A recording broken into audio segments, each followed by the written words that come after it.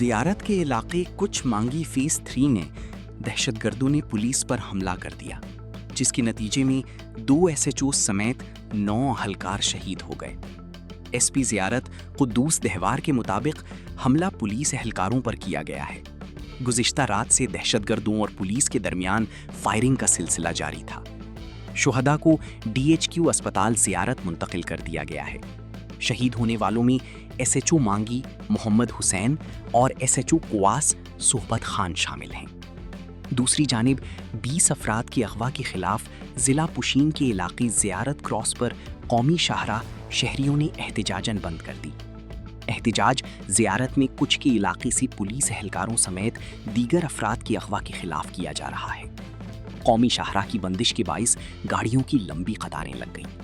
مظاہرین کا کہنا ہے کہ پولیس اہلکاروں سمیت 20 سے زائد افراد کو نامعلوم مسلح افراد نے مانگی ڈیم کی زیر تعمیر ٹینکی سے اغوا کیا۔ مخفی پولیس اہلکار زیر تعمیر ٹینکی پر تعینات تھے۔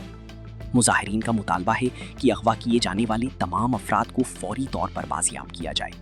5 مخفی افراد اغوا کاروں کے چنگل سے فرار ہونے میں کامیاب ہو گئے۔